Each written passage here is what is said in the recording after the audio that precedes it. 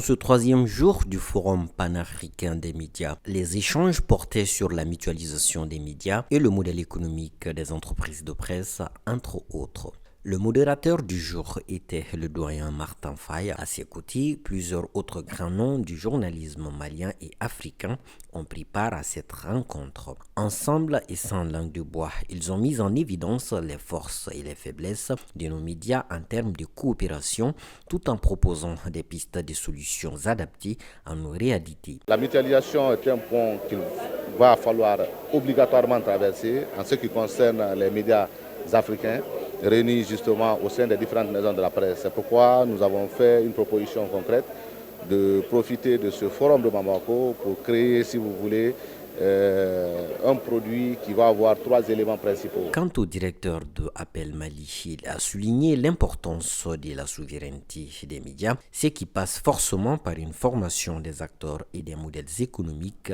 efficaces. Pendant ces forums qui concernent les modèles économiques, également nous journalistes, surtout les promoteurs des journalistes, les directeurs de publication, je vais dire même les premiers responsables ont besoin d'être formés sur la gestion des médias. La gestion des médias est différente, surtout dans notre contexte, est différente des autres entreprises. Ici au Mali, nous sommes dans une gestion sociale. Nous considérons nos médias comme des médias des entreprises sociales, alors que les médias aussi sont faits pour régénérer des revenus. Donc le premier modèle économique pour moi déjà, c'est qu'on a trop de médias au Mali par exemple. On a trop de journaux, on a trop de radios, on a trop de télé, que les gens arrivent à aller ensemble. Qu'on puisse avoir 5, 6 à 10 médias qui se mettent ensemble. Et là, avec les peu de moyens, ils vont avoir des moyens assez costauds pour pouvoir aller de l'avant. Durant plusieurs heures, les professionnels des médias du continent ont ainsi réfléchi sur la bonne marche des organes à travers la mise en place des stratégies pérennes comme la formation ou encore la mise en place d'un fonds commun pour financer les fêtières de la presse africaine. En ce dernier jour du FOPAM 2026, une conférence sur le leadership féminin s'est tenue au Centre international de conférences de Bamako. Parmi les intervenantes, la journaliste camerounaise Yolande Bodiong a particulièrement retenu l'attention. Nous sommes dans une société qui est patriarcale, mais de plus en plus les femmes se lèvent et occupent des postes de responsabilité par leurs compétences.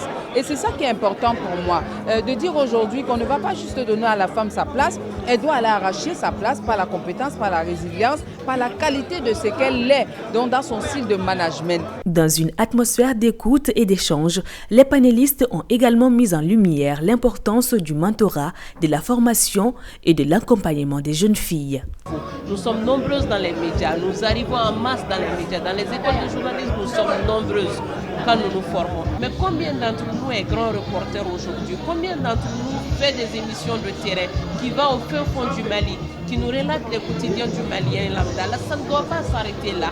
Et c'est cette place qu'il faut, et c'est ce leader, cette femme leader dont on a besoin aujourd'hui. Du côté des participantes, cette conférence favorise la place des femmes dans la société.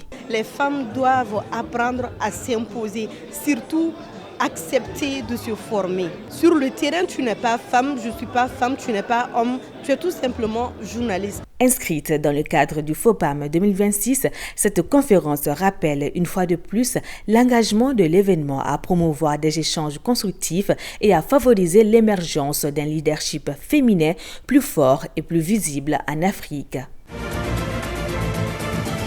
Pour cette conférence de presse mensuelle, le ministre, dès l'entame de son propos, a dressé le bilan des 2 derniers mois. Face aux hommes des médias, il est d'abord revenu sur les performances des différentes associations sportives. Nos athlètes maliens aujourd'hui sont vraiment en train de briller sur la scène africaine et internationale et dans plusieurs disciplines. Donc c'est vraiment pour encourager cela et appeler toutes les parties, y compris l'État, à continuer à redoubler d'efforts pour que cela puisse continuer. Le chef du département s'est félicité de l'organisation dans notre pays de certaines activités sportives, dont le tournoi de taekwondo africain. Le championnat africain de taekwondo, qui a été vraiment un événement grandiose, organisé avec la Fédération malienne de taekwondo. L'autre événement majeur qui a été organisé, c'est le championnat international des pays de l'AIS des Jeux d'échecs. Abdul Kassim Ibrahim Fomba a notamment évoqué le Mali Football Awards, un événement qui récompense les meilleurs joueurs maliens de l'année. Sur la question des infrastructures sportives, notamment l'incident survenu au stade Diarra H de Koulikoro et la rénovation du palais des sports, le ministre Fomba a éclairé la lanterne de plus d'un. Au-delà du sport, une fenêtre a été ouverte sur les actions menées en faveur des citoyens, surtout les jeunes, avec notamment à l'école de la citoyenneté. Nous avons tenu, comme chaque année, la cohorte du programme à l'école de la citoyenneté, cette fois-ci qui a réuni à peu près 1000 jeunes ici à Bamako et à travers le pays dans le cadre de leur renforcement de capacité. Là, ça veut dire que non, je dis non au terrorisme, je dis non à l'instrumentalisation de la jeunesse, je dis non à la trahison de mon pays, je dis non à la violence et c'est ça, et je dis non à l'amalgame et c'est ça le projet Ntenta là. Pour terminer, M. Fomba s'est dit concerné par la situation qui s'est produite au niveau du service national des jeunes. Nous avons, dans ce cadre-là, également eu à prendre certaines décisions disciplinaires qui sont allées jusqu'à la radiation de certaines recrues, malheureusement, de la cohorte du service national des jeunes. Entre performances sportives, engagement citoyen et projets en faveur de la jeunesse, le département entend poursuivre ses efforts pour faire du sport et de la citoyenneté des leviers essentiels du développement du Mali.